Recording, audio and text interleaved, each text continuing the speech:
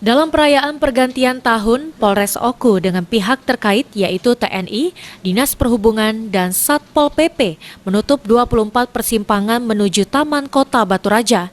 Di setiap persimpangan dijaga 5-6 orang polisi sejak pukul 20 waktu Indonesia Barat. Dan pada pukul 22 waktu Indonesia Barat, Taman Kota ditutup total untuk semua aktivitas, termasuk para pedagang juga dihimbau untuk menghentikan kegiatan berjualan. Lampu penerangan di sekitar Taman Kota juga dipadamkan agar tidak menarik perhatian warga untuk masuk ke Taman Kota Batu Raja, yang biasanya setiap malam pergantian tahun baru menjadi lokasi berkumpulnya warga. Kapolres Oku, AKBP Arif Hidayat Ritonga mengungkapkan, pihaknya bersama Dinas Pariwisata dan pelaku usaha hiburan, perhotelan dan kuliner sudah membuat kesepakatan untuk tidak membuka usahanya pada malam pergantian tahun baru.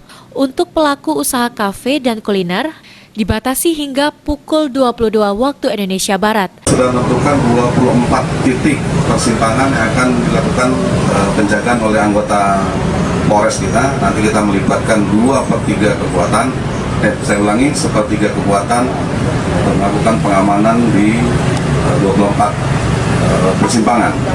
Selain pengamanan persimpangan dan pengamanan tempat ibadah, kami juga sudah menyiapkan berjumlah kurang lebih di 23 personil. Ini khusus kita akan melaksanakan operasi justisi.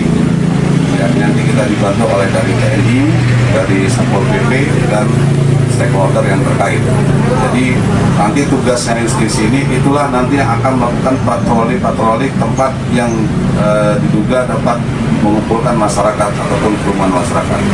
Nah, terkait dengan protokol kesehatan, alhamdulillah kemarin kami sudah rapat pertemuan dengan Dinas Pariwisata dan seluruh pelaku masyarakat kita, dalam hal ini pelaku usaha, kafe-kafe, itu ada kesepakatan yang untuk tempat hiburan seperti karaoke tidak akan buka.